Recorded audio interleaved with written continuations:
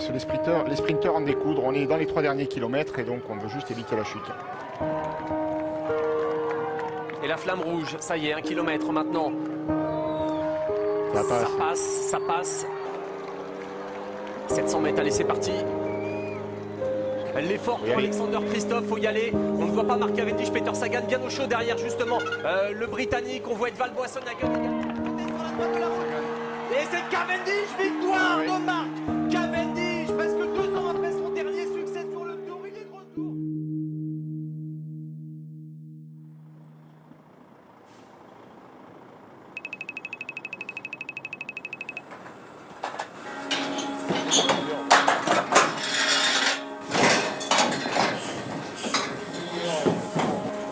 Il y a un barriérage qui est fait par ASO dans le dernier kilomètre avant la ligne d'arrivée. Et ensuite, nous avons mis, presque 2 km de barrière supplémentaire en amont de la ligne d'arrivée et du barriérage ASO. Ça, c'était pour sécuriser la circulation. On avait un petit souci parce qu'on a une route nationale qui passait sur le circuit. Donc il a fallu s'organiser, en particulier avec la DIRO pour organiser tout ça, ainsi qu'avec les services départementaux de l'équipement pour mettre en place toutes les déviations et tous les arrêtés qui permettaient de réguler la circulation et le stationnement.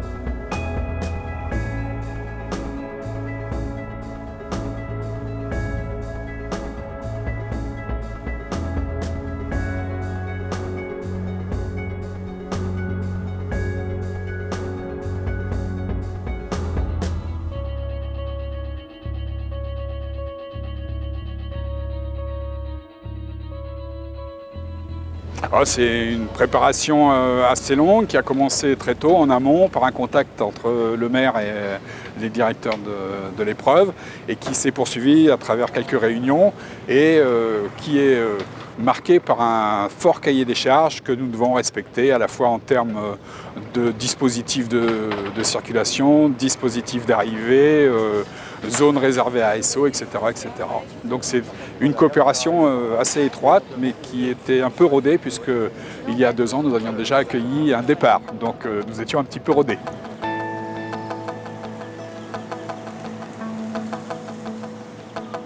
Ensuite, dans la zone d'arrivée elle-même, on a pris un certain nombre de dispositifs comme l'interdiction du stationnement, des rues ont été interdites à la circulation et aussi on a organisé la mise en place des évacuations des véhicules du Tour de France qui sont extrêmement nombreux et donc il faut l'organiser à la fois pour la caravane publicitaire, pour les voitures de presse et bien sûr pour les équipements techniques qui sont mis en place autour de l'arrivée.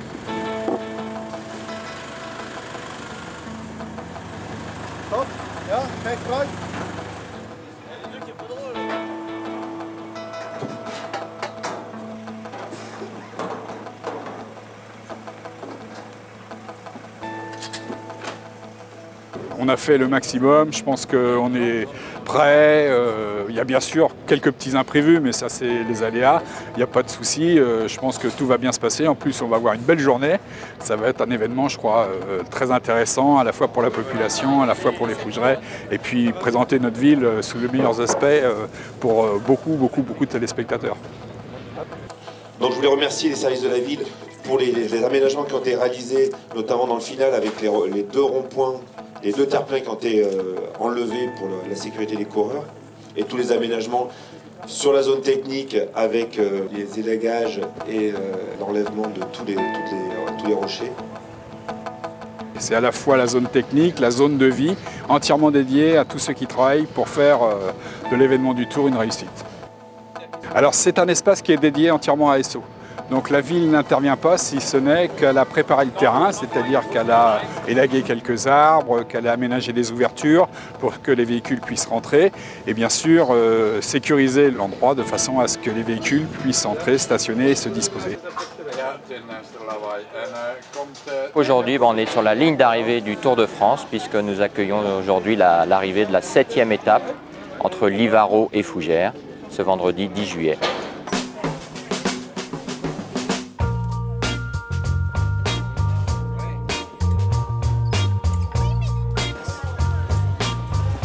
Donc c'est un choix de la municipalité de s'impliquer après 2013 où on avait déjà reçu le Tour de France pour un départ et on avait connu une grande affluence, 40 000 personnes sur la ville et on communique sur la ville et valoriser la ville. Et c'est vrai qu'un départ était très impressionnant mais on a eu beaucoup moins d'impact au niveau communication et donc c'est pour ça qu'on souhaitait une arrivée puisque là avec la médiatisation retransmise dans 190 pays, c'est un impact médiatique énorme et on va pouvoir vraiment communiquer, valoriser la ville de Fougères qui a un patrimoine exceptionnel.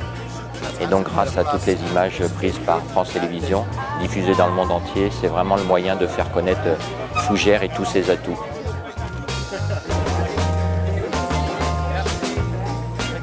On surveille la caméra, on n'est pas un qui se barre avec, c'est bien, ce serait dommage, surtout pour l'arrivée.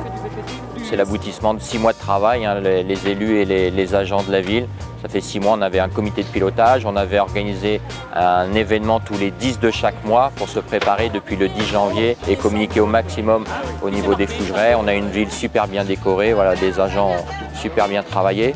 Et on peut rappeler aussi que si on a le tour 2 ans après, c'est ce que nous a dit ASO aussi, c'est parce qu'ils avaient été super bien reçus il y a 2 ans en 2013 et donc ils sont heureux de revenir chez nous à Fougères. Bienvenue à Fougères.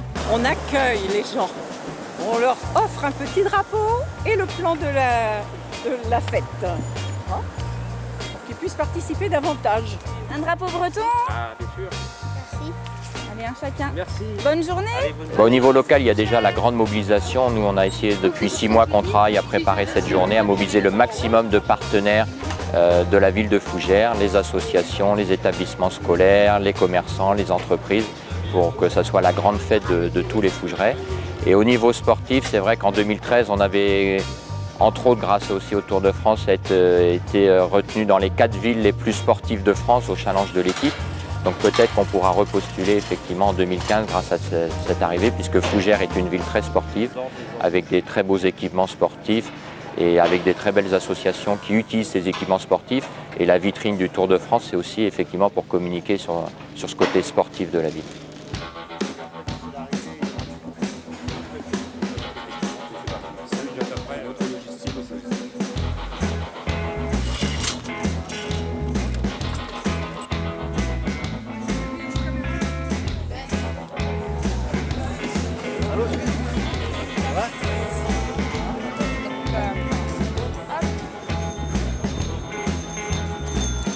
Très bien.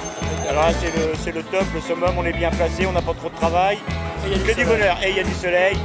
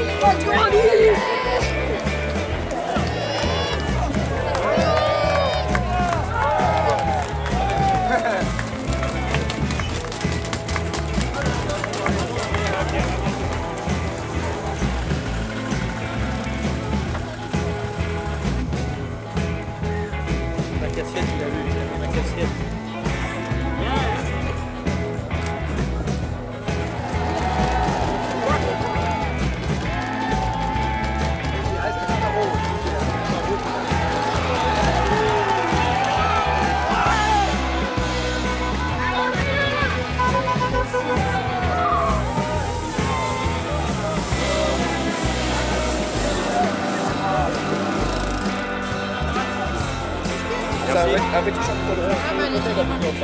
Il a fait des films. On collègue a fait des films. On est là. Ça fait bon, donc...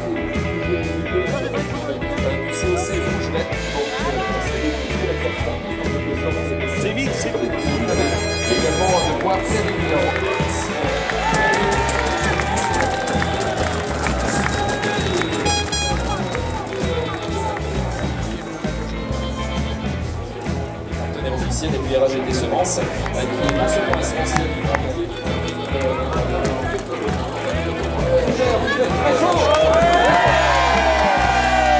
ah, c'est bien.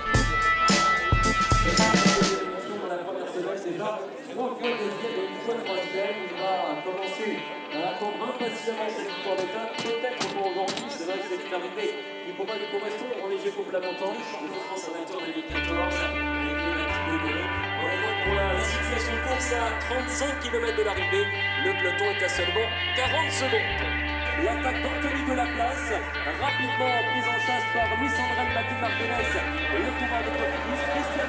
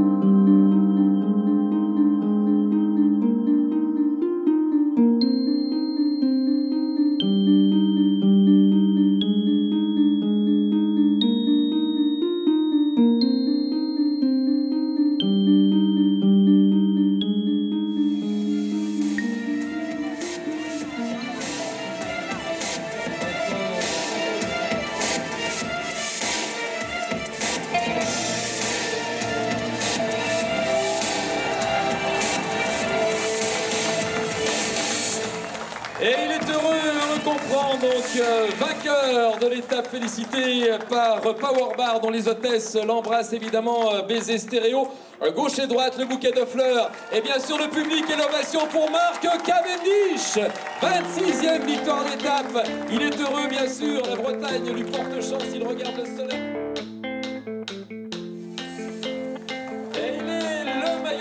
Il l'était déjà de manière virtuelle et réelle ce matin. Il l'avait refusé par respect pour Tony Martin, malchanceux hier.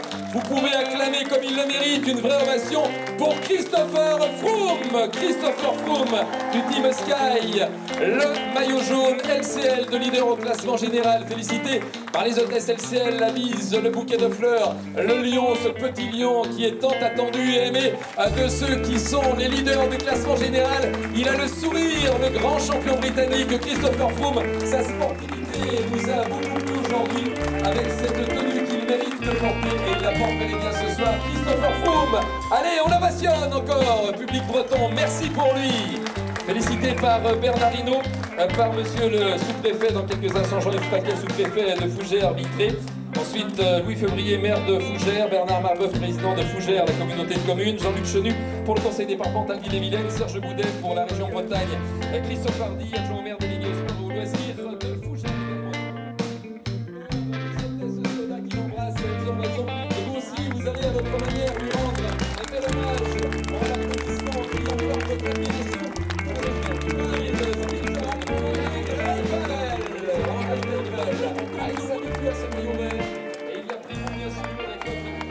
Peter Sagan, à l'élévation du public et le retour de Fougères.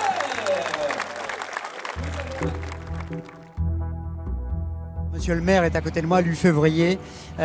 Fougères qui aime le Tour et le Tour qui aime Fougères aussi parce que c'est vraiment une ville, non, on le sait, le passé, l'histoire, l'art, la culture. Oui, vous avez raison, c'est une terre de cyclistes et nous avons accueilli le Tour de France il y a 2 ans. Et aujourd'hui, c'est un événement extraordinaire, exceptionnel. Et en plus, nous avons la chance de voir un coureur de l'équipe Bretagne Séché entrer en Bretagne, le premier à la tête du peloton. Donc, nous sommes comblés. Et puis, c'est quand même la plus belle compétition mondiale dans le domaine cycliste, la plus passionnante, la plus vivante. Elle est unique au monde. Et en même temps, eh bien, on nous montre les paysages, le patrimoine. Ce qu'on est en train de faire, regardez les belles images de votre ville. Le fabuleux château de Fougères, qui est la plus grande forteresse médiévale d'Europe. Donc, j'invite tous les téléspectateurs à venir visiter ce beau château, cet impressionnant château, ainsi que la ville qui présente de nombreux siècles d'histoire. Donc, vraiment, ce n'est que du bonheur. Vous avez beaucoup investi dans le soleil aujourd'hui pour avoir une température comme ça, parce que Fougères sous le soleil, là, c'est un plus phénoménal. C'est fréquent. Vous savez que nous avons la chance d'avoir sur notre territoire un climat qui est tout à fait favorable et qui, à la fois, met en valeur le paysage et donne encore plus de couleurs à l'ensemble des aménagements que nous avons réalisés. Et vous l'avez constaté, nous sommes aux couleurs du Tour de France. Merci monsieur le maire, merci beaucoup.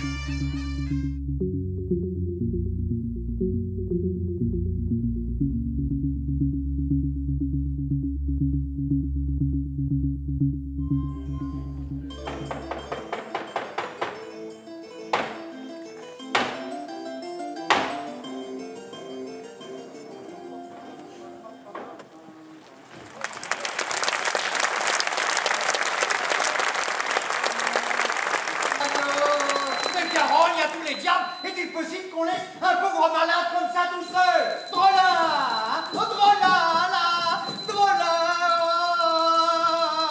Voilà qui est pitoyable, drôlin. Drôlin, drôlin, drôlin, drôlin. Mais mon Dieu, mais ils me laisseront ici mourir. Drôlin, toi net, toi net, toi net.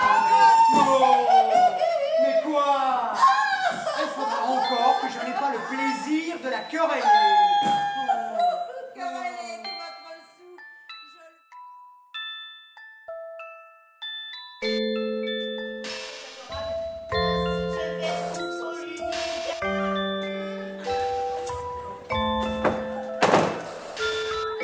Madame, c'est avec justice que...